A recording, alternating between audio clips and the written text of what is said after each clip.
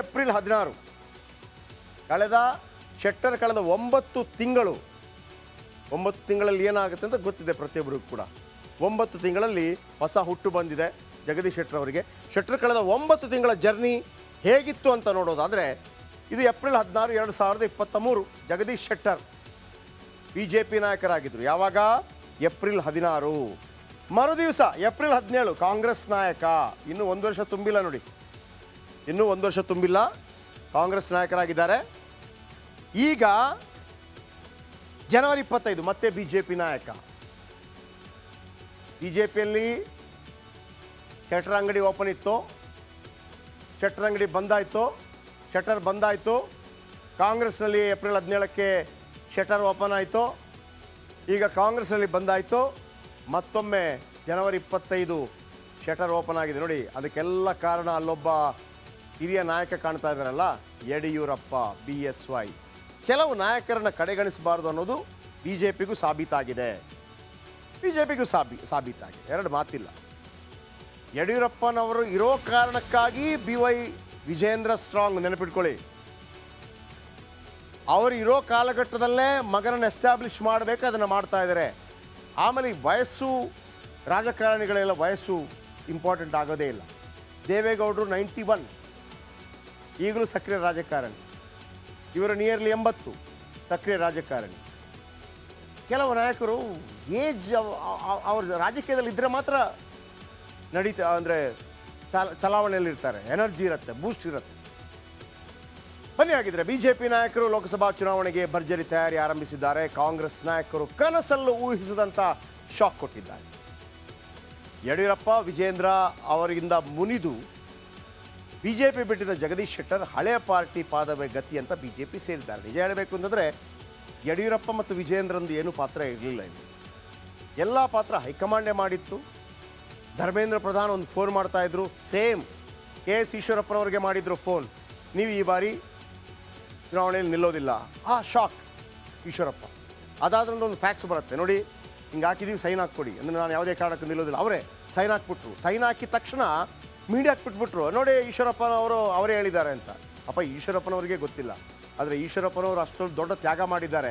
BL Santosh ಹೇಳ್ತಾ ಇದ್ರು ನೋಡಿ, ತ್ಯಾಗ ಅಂದರೆ KS ಈಶ್ವರಪ್ಪ ಅಂತೇಳಿ. ಅವರ ಮಗ ಕಾಂತೇಶ್ ಇದ್ದಾರೆ, ಹಾವೇರಿಯಿಂದ ಟಿಕೆಟ್ ಕೇಳ್ತಾ ಇದ್ರು. ಒಂದು ಟಿಕೆಟ್ ಅವ್ರಿಗಾದರೂ ಕೊಟ್ಟರೆ ಅವರ ತ್ಯಾಗಕ್ಕೆ ಒಂದು ಅರ್ಥ ಬರುತ್ತೆ. ಎನಿವೇ, ಯಡಿಯೂರಪ್ಪನವರು ಈಶ್ವರಪ್ಪನವರನ್ನು ಕೂಡ ಬಿಡಲಿಕ್ಕಿಲ್ಲ. ಎಷ್ಟೇ ಹಾವು ಮುಂಗಿಸಿ ಆಗಿರಲಿ, ಯಡಿಯೂರಪ್ಪ ಒಂದು ರೀತಿಯಲ್ಲಿ ಏನು ಗೊತ್ತಾ, ತನಗೆ ಒಂದಲ್ಲ ಒಂದು ಕಾರಣದಲ್ಲಿ ಸಹಾಯ ಮಾಡಿದವರನ್ನು ಉಳಿಸ್ತಾರೆ ಅನ್ನುವಂಥ ಭರವಸೆ BJPಯ ಯಡಿಯೂರಪ್ಪನ ಆಪ್ತನವರಿಗಿದೆ. ಈಗ ಶೆಟ್ಟರನ್ನು ಸೇರಿಸ್ಕೊಂಡಿದ್ದಾರೆ, BJP ಸೇರಿದ್ದಾರೆ. ಏನು ಲಾಭ ನಷ್ಟದ ಲೆಕ್ಕಾಚಾರ, ಬನ್ನಿ ನೋಡೋಣ.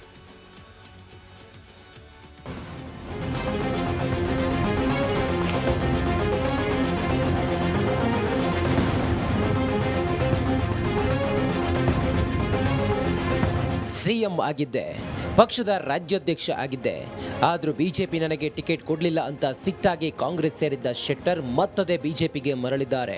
ಈ ಬಾರಿ BJPಯವರು ಟಿಕೆಟ್ ಕೊಡ್ತೀವಿ, ಸ್ಥಾನಮಾನ ನೀಡ್ತೀವಿ ಅಂತ ಹೇಳ್ತಿದ್ದಂತೆ ಸಾಹೇಬ್ರು ಓಡೋಡಿ ದೆಹಲಿಗೆ ಬಂದು ಯಡಿಯೂರಪ್ಪ, ವಿಜಯೇಂದ್ರ ಸಮ್ಮುಖದಲ್ಲಿ ಕೈಕೊಟ್ಟು ಕಮಲ ಹಿಡಿದ್ರು.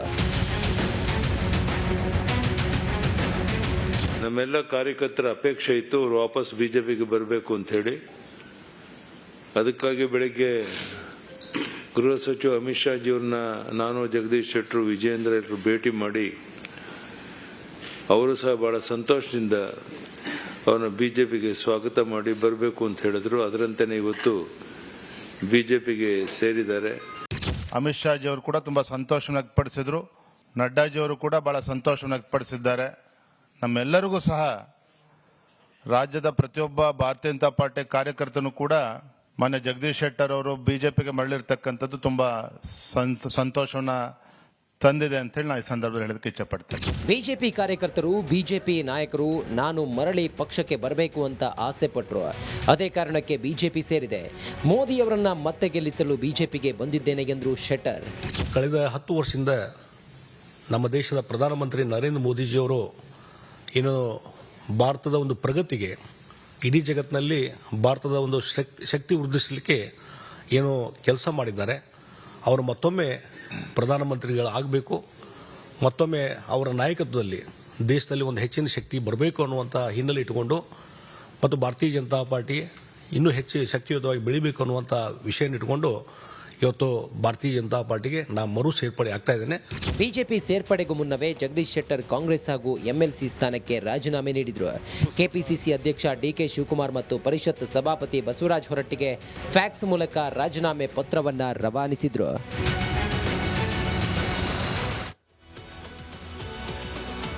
ಈಗ ಅವ್ರು ಹೇಳ್ತಾ ಇರ್ಬೋದು, ನಾನು ಮತ್ತೊಮ್ಮೆ ಮೋದಿಯವರನ್ನು ಪ್ರಧಾನಿ ಮಾಡೋಕ್ಕೆ ಬಂದೆ ಮತ್ತೊಂದು. ಓಕೆ, ಅದು ರಾಜಕೀಯ ಸ್ಟೇಟ್ಮೆಂಟ್, ಅದರಲ್ಲಿ ಎರಡು ಮಾತಿಲ್ಲ. ಅಂದರೆ ಹಿರಿಯರಿದ್ದಾರೆ, ಸೀನಿಯರ್ ಇದ್ದಾರೆ, ಸಿ ಎಮ್ ಆಗಿದ್ದಾರೆ, ಎಲ್ಲ ಆಗಿರುವಂಥದ್ದು. ಆ ದೃಶ್ಯ ತೋರಿಸ್ತೀನಿ, ಹೈಕಮಾಂಡ್ ಕಚೇರಿಗೆ ಹೋಗುವಂಥ ದೃಶ್ಯ. ಪಾಪ ಅಲ್ಲಿ ಯಡಿಯೂರಪ್ಪನವರು ದೂರದಿಂದ ನಡ್ಕೊಂಡು ಬರ್ತಾ ಇದ್ದಾರೆ. ಇವರು ಎಷ್ಟು ಫಾಸ್ಟಾಗಿ ಒಳಗೆ ಹೋಗಿ ಆಯಿತು. ಅವ್ರು ನೋಡಿ ಒಳಗೆ ಹೋಗಿ ಆಯಿತು. ಅಲ್ಲಿ ಪಾಪ ಅಲ್ಲಿ ಯಡಿಯೂರಪ್ಪನ ಮೆತ್ತಗೆ ನಡ್ಕೊಂಡು ಬರ್ತಾ ಇದ್ದಾರೆ. ಇವರು ಬಂದು ಆಮೇಲೆ ಅವತ್ತು ಬಿ ಜೆ ಪಿ ಬಿಟ್ಟು ಕಾಂಗ್ರೆಸ್ ಸೇರಿದ್ರಲ್ವಾ, ಆಗ ನಾನು ಹುಬ್ಳಿಗೆ ಹೋಗಿದ್ದೆ. ಇವರ ಇಂಟರ್ವ್ಯೂ ಹುಬ್ಬಳ್ಳಿಯಲ್ಲೇ ಮಾಡಿದ್ದೆ ನಾನು. ಜನ ಎಲ್ಲ ತುಂಬಿದ್ರು. ಯಾವತ್ತೂ ಕೂಡ ಕಾಂಗ್ರೆಸ್ ಸೇರುವಂಥ ಜಾಗ, ಬಿ ಜೆ ಪಿಯ ಕಾರ್ಯಕರ್ತರಿರುವಂಥ ಜಾಗದಲ್ಲಿ ಎಲ್ಲ ಕಾಂಗ್ರೆಸ್ ಕಾರ್ಯಕರ್ತರು ತುಂಬಿಕೊಂಡಿದ್ದಾರೆ. ಈ ಜಗದೀಶ್ ಶೆಟ್ಟರ್ಗೆ ಸಫೋಕೇಶನ್ ಆಗ್ತಾ ಇದೆ. ಅವ್ರಿಗೆ ಅಂಥ ಒಂದು ಗೊತ್ತೇ ಇಲ್ಲ. ಅದು 5 ಬಾರಿ ಗೆದ್ದವರಲ್ವಾ, ಬಿ ಜೆ ಪಿಯಿಂದ ಗೆದ್ದವರು, ಆರ್ ಎಸ್ ಎಸ್ ಕಟ್ಟಾಳು, ಅವರ ತಂದೆ ಬಿ ಜೆ ಪಿ ಕಟ್ಟದಂಥವ್ರು, ಆರ್ ಎಸ್ ಎಸ್ ಕಟ್ಟದಂಥವ್ರು. ತಡ್ಕೊಳಕ್ಕಾಗ್ತಾ ಇಲ್ಲ, ಸಫೋಕೇಶನ್ ಆಗ್ತಾ ಇದೆ, ತಡ್ಕೊಳಕ್ಕಾಗ್ತಾ ಇಲ್ಲ. ಆದರೂ ಅನಿವಾರ್ಯ ಕಾಂಗ್ರೆಸ್ಸನ್ನು ಅಪ್ಕೊಂಡ್ರು. ಇವ್ರು ಹೆಂಗಿತ್ತು ಅಂದರೆ ಜಗದೀಶ್ ಶೆಟ್ಟರು ಒಮ್ಮೆ ಕರೆದ್ರೆ ಸಾಕಪ್ಪ ನಾನು ಬರ್ತೀನಿ ಅನ್ನೋ ರೀತಿಯಲ್ಲಿ ಇತ್ತು. ಕರೆಕ್ಟ್ ಟೈಮ್ ಸಿಕ್ಕಿದೆ. ವಿಜೇಂದ್ರ ಆ್ಯಂಡ್ ಯಾರು ಯಡಿಯೂರಪ್ಪನವರು ಏನೆಲ್ಲ ಕೆಲಸಗಳಾಗಬೇಕು ಅದನ್ನು ಮಾಡಿಸಿದ್ದಾರೆ. ಆದರೆ ಲಾಭ ಅಂತೂ ಖಂಡಿತ ಆಗುತ್ತೆ. ಯಾಕಂದರೆ ಜಗದೀಶ್ ಶೆಟ್ಟರು ಕೂಡ ಕಾಂಗ್ರೆಸ್ ಬಂದ ನಂತರ ಏನು ಮಾಡಿದರು ಅಂತಂದರೆ, ದೊಡ್ಡ ದೊಡ್ಡ ನಾಯಕರು ಅಲ್ಲದೇ ಇರ್ಬೋದು, ಸಣ್ಣ ಪುಟ್ಟ ಲಿಂಗಾಯತ್ ನಾಯಕರನ್ನೆಲ್ಲ ಕರೆದು ಕಾಂಗ್ರೆಸ್ ಸೇರಿಸ್ತಾ ಇದ್ರು. ದೊಡ್ಡ ಮಟ್ಟದಲ್ಲಿ ಅಪಾಯ ಆಗುವಂಥ ಸಾಧ್ಯತೆ ಇತ್ತು ಬಿ ಜೆ ಪಿಗೆ. ಈಗ ನೋಡಿ, ಫುಲ್ ಕರೆದ ತಕ್ಷಣ ಓಡ್ ಬಂದುಬಿಟ್ಟಿದ್ದಾರೆ. ಓಕೆ, ರಿಪಬ್ಲಿಕ್ ವರ್ಲ್ಡ್ ಆ್ಯಪ್ ಇದು ಕೇವಲ ಅಪ್ಲಿಕೇಶನ್ ಅಲ್ಲ, ಸಮಗ್ರ ಸುದ್ದಿಗಳ ಸಂಪರ್ಕ ಮಾರ್ಗಕ್ಕೆ ಕ್ರಾಂತಿಕಾರಿ ಬದಲಾವಣೆ. ರಿಪಬ್ಲಿಕ್ ವರ್ಲ್ಡ್ ಆ್ಯಪ್ ಕೇವಲ ಸುದ್ದಿ ಅಪ್ಲಿಕೇಶನ್ ಪರಿಚಯಿಸ್ತಾ ಇಲ್ಲ, ಬದಲಾಗಿ ಡಿಜಿಟಲ್ ಸುದ್ದಿ ಬಳಕೆಯ ಹೊಸ ಯುಗಕ್ಕೆ ನಾಂದಿ ಹಾಡ್ತಾ ಇದೆ. ಇದೊಂದು ಬ್ರೇಕಿಂಗ್ ನ್ಯೂಸ್, ಪ್ರಭಾವಶಾಲಿ ಕಾರ್ಯಕ್ರಮಗಳಿಗೆ ಗಟ್ಟಿಯಾದ ನ್ಯೂಸ್. ಇಲ್ಲಿ ಕೇವಲ ತಾಜಾ ಸುದ್ದಿ, ಅದರ ನೇರ ಪ್ರಸಾರ ಮತ್ತು ಚರ್ಚೆಗಳಿಗೆ ಮಾತ್ರ ಅವಕಾಶ. ರಿಪಬ್ಲಿಕ್ ವರ್ಲ್ಡ್ ಆ್ಯಪ್ ಡೌನ್ಲೋಡ್ ಮಾಡಿಕೊಳ್ಳಿ. ಗೂಗಲ್ ಪ್ಲೇಸ್ಟೋರ್ ಮತ್ತು ಆಪಲ್ ಆ್ಯಪ್ ಸ್ಟೋರ್ನಲ್ಲಿ ಲಭ್ಯವಿದೆ. ರಿಪಬ್ಲಿಕ್ ವರ್ಲ್ಡ್ ಆ್ಯಪ್ ಇದು ಕೇವಲ ಅಪ್ಲಿಕೇಶನ್ ಅಲ್ಲ, ಸಮಗ್ರ ಸುದ್ದಿಗಳ ಸಂಪರ್ಕ ಮಾರ್ಗಕ್ಕೆ ಕ್ರಾಂತಿಕಾರಿ ಬದಲಾವಣೆ. ರಿಪಬ್ಲಿಕ್ ವರ್ಲ್ಡ್ ಆ್ಯಪ್ ಕೇವಲ ಸುದ್ದಿ ಅಪ್ಲಿಕೇಶನ್ ಅನ್ನ ಪರಿಚಯಿಸುತ್ತಿಲ್ಲ, ಬದಲಾಗಿ ಡಿಜಿಟಲ್ ಸುದ್ದಿ ಬಳಕೆಯ ಹೊಸ ಯುಗಕ್ಕೆ ನಾಂದಿ ಹಾಡುತ್ತದೆ. ಇದೊಂದು ಬ್ರೇಕಿಂಗ್ ನ್ಯೂಸ್, ಪ್ರಭಾವಶಾಲಿ ಕಾರ್ಯಕ್ರಮಗಳಿಗೆ ಗಟ್ಟಿಯಾದ ವೇದಿಕೆ. ಇಲ್ಲಿ ಕೇವಲ ತಾಜಾ ಸುದ್ದಿ, ಅದರ ನೇರ ಪ್ರಸಾರ ಮತ್ತು ಚರ್ಚೆಗಳಿಗೆ ಮಾತ್ರ ಅವಕಾಶ. ರಿಪಬ್ಲಿಕ್ ವರ್ಲ್ಡ್ ಅಪ್ಲಿಕೇಶನ್ ಈಗ ಲೈವ್ ಆಗಿದೆ. ಈಗಲೇ ಡೌನ್ಲೋಡ್ ಮಾಡಿ. ಗೂಗಲ್ ಪ್ಲೇಸ್ಟೋರ್ ಮತ್ತು ಆಪಲ್ ಆಪ್ ಸ್ಟೋರ್ ಎರಡರಲ್ಲೂ ಲಭ್ಯವಿದೆ.